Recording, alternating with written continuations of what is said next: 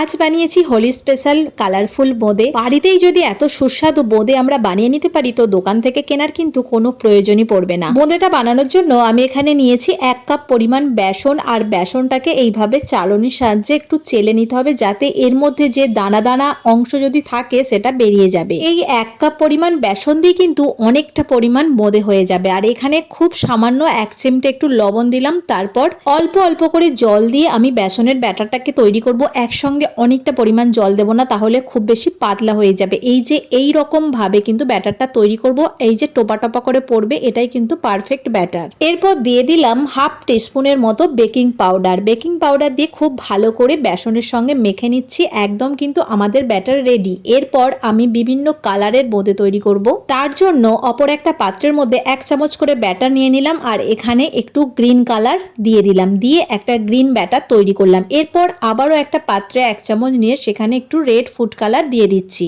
আমি green, red আর yellow এই 3টে কালারের বোঁদের তৈরি করছি। এখানে চাইলে কিন্তু কালার না দিলেও চলবে, এমনি নর্মালি করতে পারেন, তাতে কোনো অসুবিধা নেই। এরপর সবশেষে যে বাকি ব্যাটারটা ছিল তার মধ্যে একটু ইয়েলো ফুড কালার দিয়ে দিলাম। ব্যাস, আমার কিন্তু একদম ব্যাটার রেডি। এরপর কড়াইয়ের মধ্যে তেল বসিয়ে দিয়েছি, আর তেলটা দেখেও নিয়েছি যে গরম হয়েছে কিনা। এখানে আমি এইরকম ছান্তা দিয়ে বোঁদেগুলো তৈরি করছি, যেটা কিন্তু আমাদের সকলের বাড়িতেই থাকে। এছাড়াও আলাদা পাইপিং ব্যাগ দিয়েও কিন্তু এই বোঁদেগুলো তৈরি করা যেতে পারে। তো আমি এইভাবে ছান্তার মধ্যে ব্যাটারটা দিয়ে ছান্তাটা ধরে থাকবো, আর এই যে ব্যাটারটা এইভাবে নিচে টপ টপ করে পড়তে থাকবে, আর সুন্দরভাবে কিন্তু ভাজা হতে থাকবে। তবে এক্ষেত্রে গ্যাসের ফ্লেমটা একদমই লোয়ে রাখতে হবে। এটা ভাজতে খুব বেশি সময় লাগবে না, প্রায় 2 মিনিটের মতো এদিক ওদিক নেড়ে নিলে কিন্তু আমাদের এটা ভাজা হয়ে যাবে। খুব বেশি কড়া করে ভাজার কোনো প্রয়োজন নেই। আর ওই ছান্তাটা যতবারই আমরা কিন্তু এই ব্যাটারটা যখন দেবো তার আগে ছান্তাটা ধুয়ে নিতে হবে। এই যে দেখো, লাল ব্যাটার দিয়ে বোঁদেগুলো তৈরি করার জন্য ছান্তাটা কিন্তু আবারও আমি ধুয়ে পরিষ্কার করে নিয়েছি, আর তারপর তার মধ্যে ব্যাটার দিয়ে দিলাম, আর একইভাবে ধরে থাকলেই কিন্তু আমাদের বোঁদে একদম তৈরি হয়ে যাবে।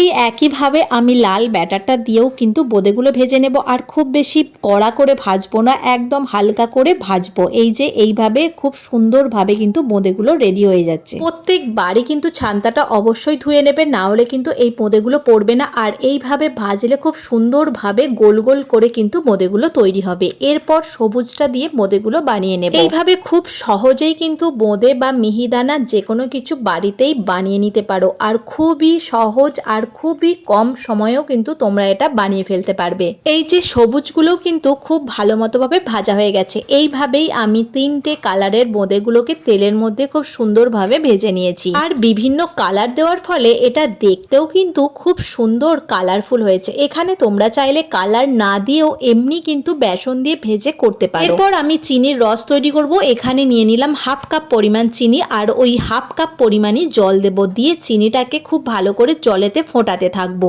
তবে কেউ যদি বেশি মিষ্টি খেতে পছন্দ করো তাহলে আরো বেশি করে একটু চিনি দিতে পারো। এরপর এর মধ্যে আমি একটা এলাচকে একটু থেতো করে দিয়েছি, আর 1 টুকরো লেবুর রস দিয়ে দিলাম, দিয়ে ভালো করে জলটা ফোটার জন্য ওয়েট করব। জলটা খুব ভালোভাবে ফুটে গেলে তার মধ্যে দিয়ে দিচ্ছি ভেজে রাখা বোঁদেগুলো।